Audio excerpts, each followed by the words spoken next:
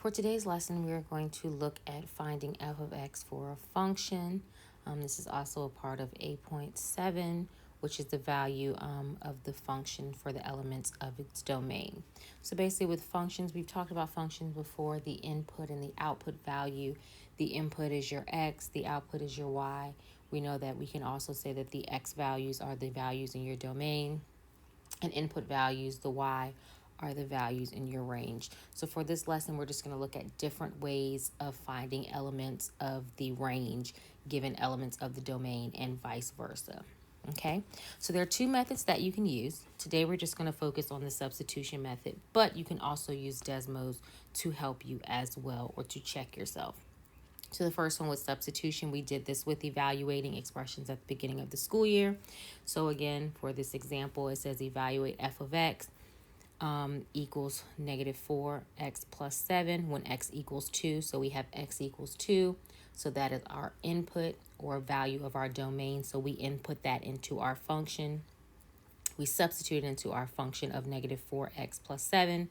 Solve it, or simplify it, excuse me. And then you get that it is equal to negative 1. So you get x is equal to, y is equal to negative 1. So remember, f of x is another way of saying y. So you get y is equal to negative 1. So this means when you look at the graph, when x equals 2, its y value is going to be negative 1. So its input of 2 has an output of negative 1. All right, so let's take a look at this first example here. It says the following equation defines a function of x. If negative 1n is an element of the function, what is the value of n? All right, so looking here, remember we always write our points as x, y. So this negative 1 here is our x value, and we're looking for our y. So sometimes they're going to put the y there, or they're just going to have another letter to represent that y. All right, so since we know that x is equal to negative 1, we're going to input it into our function. All right, so remember, f of x is the same thing as saying y. It's just actually showing us putting it into that function. All right, so I have f of negative 1 is equal to negative 1 squared minus negative 1 minus 1. All right, so now we're just going to go ahead and simplify. Negative 1 squared is 1.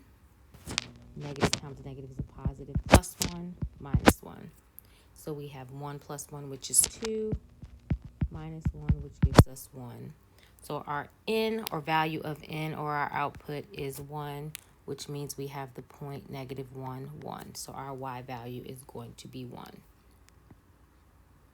All right, so again, we've touched on this at the beginning of the year, not close to the beginning of the year, when we looked at, briefly looked at domain and range and talked about input and output of the function. So we're just looking at different ways of finding an element of your domain given the range, or finding an element of your range given the domain. All right, so again, we're going to look at the next few examples. So if f of x is equal to x cubed plus 2x squared minus 3, what is f of negative 1? So again, that negative 1 is telling us that our x value is equal to negative 1. So we're just going to input it into our function. So we have that f of negative 1 is equal to negative 1 cubed plus 2 times negative 1 squared minus 3. Negative 1 cubed gives us negative 1. Negative 1 squared is 1 times 2, gives us a positive 2 minus 3.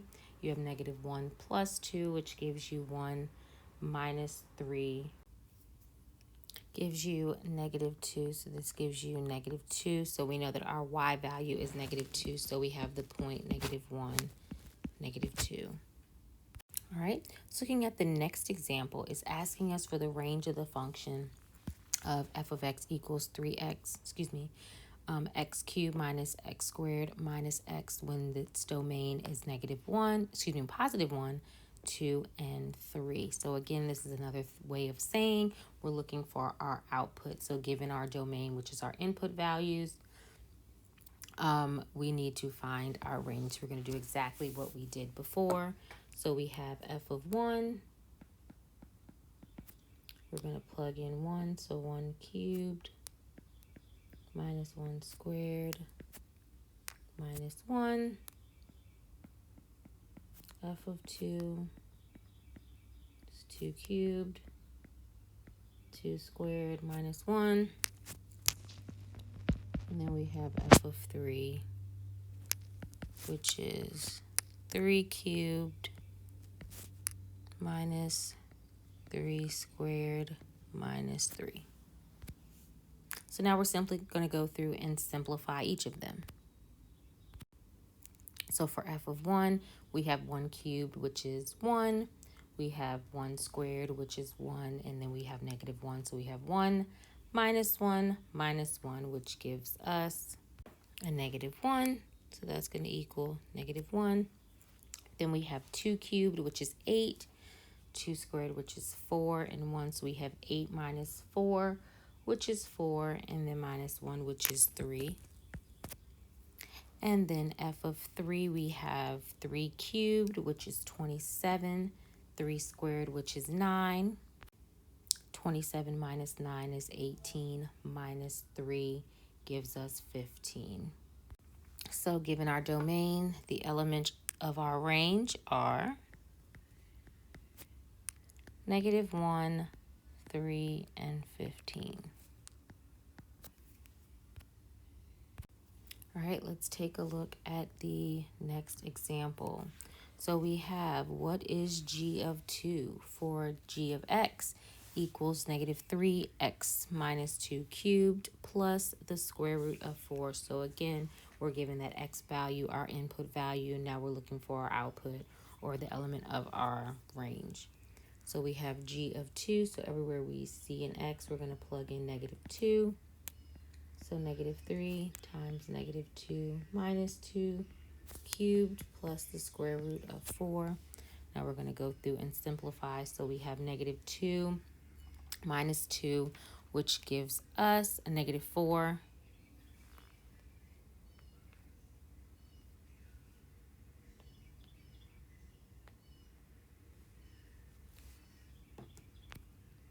Then we're going to cube our negative 4, which is going to be a negative 64. So we have negative 3 times negative 64 plus 2, because we take the square root of 4, which is 2. Negative 3 times a negative 64 gives us a 192. Then we're going to add 2, so that gives us 194. So our point would be negative 2, 194. All right, so again, we're given our function. It says if n is an element of the function, what is the value of n? So we know that 5 is going to represent our x. So we have x is equal to 5. So we're just going to simply plug that into our function. So we have f of 5. We have negative 3 times 5 plus 2. Oops. Negative 3 times 5 is a negative 15 plus 2 is going to give us a negative 13. So we have the point 5, negative 13, where we have n is equal to negative 13. For the next example, what is h of negative 4? So again, we're going to plug in negative 4. That is going to be inputted into our function. So we have negative 4 minus 2 squared minus 3 times negative 4. Negative 4 minus a negative 2 gives us a negative 6. Negative 6 squared gives us a positive 36. Then we have a negative 3 times a negative 4. A positive 3 times a negative 4, which gives us a negative 12, which gives us 24. So we have the point negative 4, 24. Okay. All right. So now I want you to test your understanding, just taking a look at given a part of an element of the domain and finding your range. All right, for those 3 examples. Now we're going to take a look at when we're looking at the graph. All right, so similarly how we're given an element of the domain and we're looking for the range, now we're going to look at when we're given a graph. So looking at the example given here, you're given the graph of a parabola. And it's asking you to find, if you look here, f of negative 1. So all you're doing is locating negative 1 on your x-axis and finding the corresponding y value, which in this situation would be negative 2. All right, so let's take a look at some of the examples below. All right, so we're given the graph and they're asking us to find f of negative 4. All right, So when given the graph again, we know -4 is going to be an x value. So we're going to locate -4 on our graph. And then we're going to find that corresponding y value, which is going to be 4. All right, so every time I plug -4 into my function, I am going to get a +4. Now for f of 2, again, 2 is my x value or element of my domain. So I'm going to locate 2 on my graph and find the corresponding y value, which is 8. All right, for the second graph, all right, same thing. I have f of -6, so I have -6 on my graph, and I'm going to locate the corresponding y value, which is -6. Then I have 0 on my x-axis, and I'm going to locate the corresponding y value, which is -2. Looking at my parabola, I'm looking for f of 2, so locating 2 on my on my x-axis, and I have 1 as my corresponding y value. F of 4, locating 4.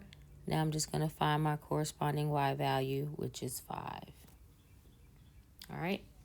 So we're going to ignore this next section here. I had graphs that I was planning on putting around the room, which makes it a little bit difficult virtually. So we're just going to ignore this portion here. But again, just looking at real world examples of looking at graphs and determining the x and y values of the function based on information given. So because we don't have the graphs, we're not going to worry about it. All right, so just like we did in the previous 3 examples, we're going to do the same thing here. We just have 3 values instead of 2 that we're looking for. So we have f of -3. Find -3 on your graph, which is here. Oops. And we're going to locate the corresponding y, which is -2. F of 0, corresponding y is 1. And f of -1, corresponding y value is going to be -2. All right, so now I want you to test your understanding of given the graph. You're going to determine elements of the range given the elements of the domain.